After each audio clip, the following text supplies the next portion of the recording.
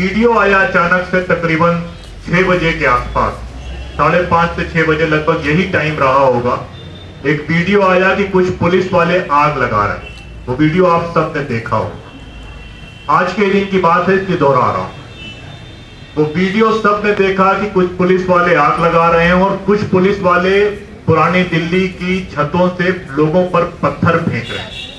उसके बाद इसी दरियागंज के इलाके से नेताजी सुभाष चंद्र रोड, जो दरियागंज में जहां पर पुलिस स्टेशन है, वहां से तकरीबन 150 लोगों को अरेस्ट किया गया। उन 150 लोगों में से लगभग सबकी पिटाई करी गई और 28 लोगों को अप्रॉक्स अरेस्ट किया गया, जिनको 1.5 महीने के बाद रिलीज किया गया।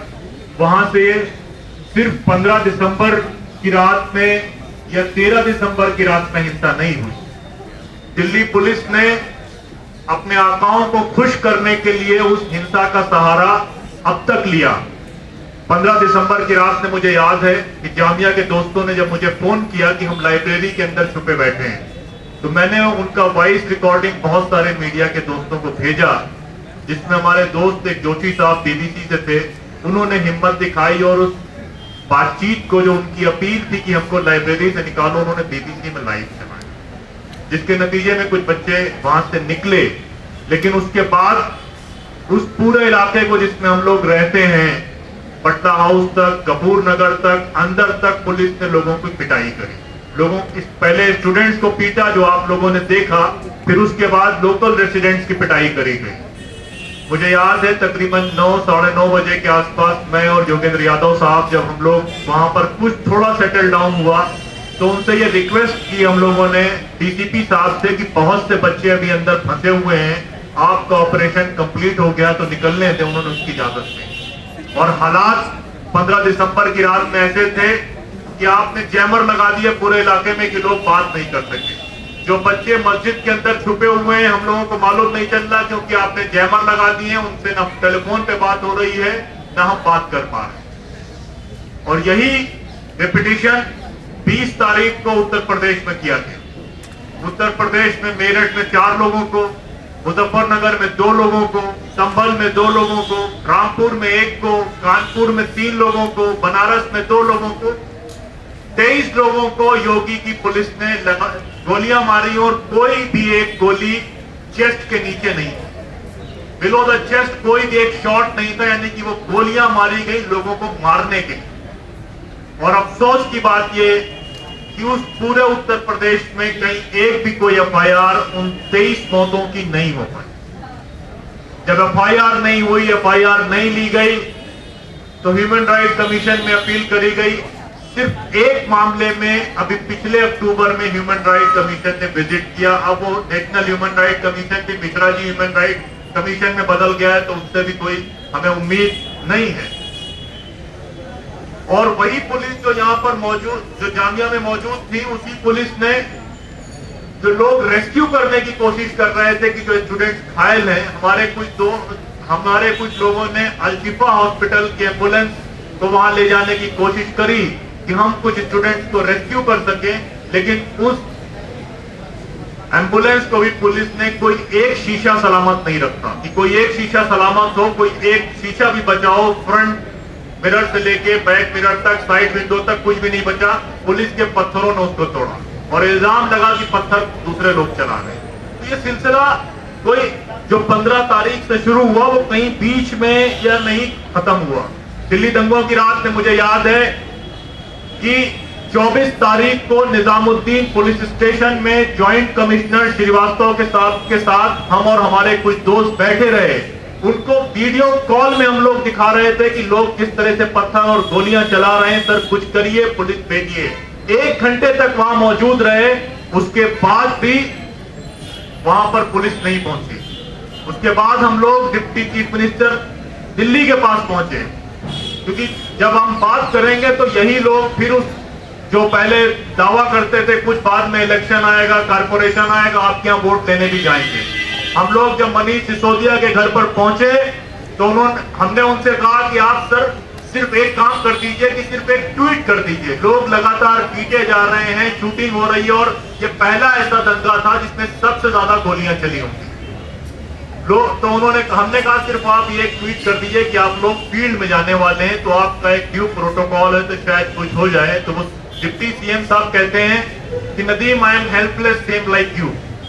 तो same helpless chief minister and deputy chief minister बाद में निजामुद्दीन मरकज में एफआईआर अदा करते हैं। तो ये सारा सिलसिला कहीं भी किसी पॉलिटिकल पार्टी ने, किसी भी लोगों ने जो संविधान की बात करते हैं, वो संविधान के लिए लड़ाई लड़ने वाले सीए प्रोटेस्टर्स का साथ कहीं भी नहीं दिया। ये उसके बाद जो एक दिल्ली पुलिस ने इंटरोगेशन का ड्रामा रचा वो आप सबके सामने है कि सैकड़ों लोगों को, मेरे ख्याल से यहाँ पर जो लोग मौजूद हैं उनमें से एक बड़ी तादाद वो इंटरोगेशन पेश करती है। आप उसको सुबह 10 बजे बुलाते हैं, रात के 11 बजे तक रखते हैं और उससे पूछते हैं कि ये नाम की चॉइसेस है और इन नाम की लिस्ट में से आप आदमी सिलेक्ट कर लें और उनके खिलाफ बयान दे दें।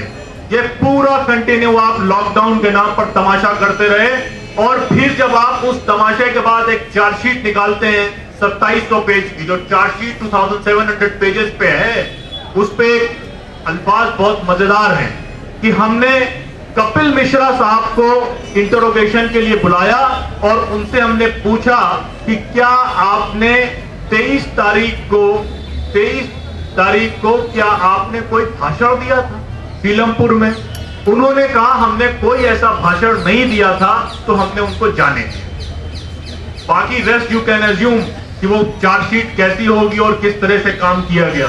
आसिफ इकबाल तना को जामिया वायलेंस के नाम पर अरेस्ट किया जाता है, रात में उसकी पिटाई कर दी जाती है और उसके बाद हमको अरेस्ट करने वाले स्पेशल सेल के लोग होते हैं, अरेस्ट दिखाई जाती है जामिया में क्राइम ब्रांच के द्वारा। तो ये सब कैसे रहते हैं कि पहले अरेस्ट किया गया, मालूम चल रहा है कि जो है वो छूट जाएंगे, तो उनको दिल्ली दंगे की कॉन्स्पिरेसी में अरेस्ट कर लिया। दिल्ली दंगे की कॉन्स्पिरेसी की एफआईआर कहती है कि एक मुखबिर जिसका नाम हम डिस्क्लोज नहीं कर सकते, उसने आकर हमको बताया कि दिल्ली दंगों की साजिश करी गई।